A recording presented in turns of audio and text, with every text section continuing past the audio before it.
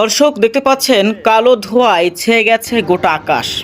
আমি এখন অবস্থান করছি রাজধানীর যে হেমায়েতপুর রয়েছে সাভারের একটি এলাকা সেখানে, এবং সেখানে আমরা দেখতে পাচ্ছি সেখানকার আকাশ এখন কালো অন্ধকার ধোঁয়ায় ছেয়ে গেছে এবং ধারণা করা হচ্ছে কোনো গার্মেন্টসে ভয়াবহ অগ্নিকাণ্ড ঘটেছে এই মুহূর্তে, এবং সেটা কিন্তু আমরা দূর থেকে দেখতে পাচ্ছি। তবে ঘটনাটি এখনই ঘটেছে, সেই জন্য আসলে নিশ্চিত করে বলা যাচ্ছে না কোন গার্মেন্টসে এই আগুন লেগেছে। তবে ধারণা করা হচ্ছে AKS গার্মেন্টসের পাশেই এই ঘটনাটি ঘটেছে হিমায়তপুরের, তেমনটা বলছিলেন। আমি এখন যেখানে রয়েছি এখানকার কয়েকজন স্টাফ বলছিলেন যে ভাই এই এর আশেপাশে বা এর একটু দূরে এই অগ্নিকাণ্ডের ঘটনা ঘটেছে। তারা আমাকে তেমনটাই কিন্তু শিওর জানিয়েছে।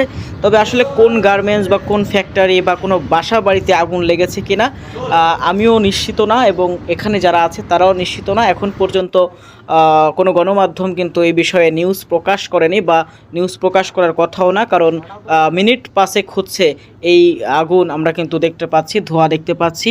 তা এটা হচ্ছে অবস্থা, এবং আমি এখন অবস্থান করছি হিমায়তপুরে, সাভারের একটি এলাকা। আপনারা সবাই জানেন এটি ঢাকা রাজধানীর একটি ব্যস্ততম এলাকা, এবং সেখানে কিন্তু অবস্থান করছি এবং দেখতে পাচ্ছেন আপনারা অন্ধকার আচ্ছন্ন হয়ে গেছে পুরো আকাশ, এবং এই যে কালো ধোঁয়া আসলে এগুলো কিন্তু আমাদেরকে অনেকটা মন খারাপ করে দিয়েছে। কারণ এটি যদি গার্মেন্টস হয়ে থাকে, প্রকৃতপক্ষে যা বলছিলেন এখানকার কয়েকজন স্টাফ, তা যদি এটা হয়ে থাকে তাহলে নিঃসন্দেহে হাজার হাজার যারা গার্মেন্টস শ্রমিক আছে তাদের ঈদের যে স্বপ্ন ছিল সেটা কিন্তু ভঙ্গ হবে, এবং তারা কিন্তু একটি অনিশ্চয়তার মধ্যে পড়ে যাবে।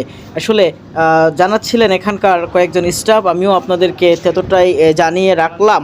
আসলে পরবর্তীতে আমরা আবারও জানাবো যে আসলে এটা কোন গার্মেন্টস বা কোন জায়গায় মূলত আগুনটি ধরেছিল। তা এখন পর্যন্ত এখানকার যারা স্থানীয় কয়েকজন স্টাফ রয়েছে একটি কারখানা, তারা আমাকে জানাচ্ছিল AKS গার্মেন্টসের পাশে এই অগ্নিকাণ্ড ঘটতে পারে, তেমনটাই তারা জানিয়েছিল। আমি আপনাদের তেমনটা জানালাম, এবং আমিও বের হব এবং দেখার চেষ্টা করব যে আসলে ঘটনাটা কোথায় এবং কোন জায়গায়। এই দুপুর এখন বাজে হচ্ছে প্রায় 3:55। এখন এই ঘটনাটি কোথায় ঘটলো আপনাদেরকে আসলে দেখানোর চেষ্টা করব।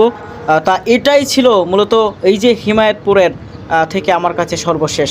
ঈদের আগে লাগার মতোই লাগছে একবারে, কি অবস্থা।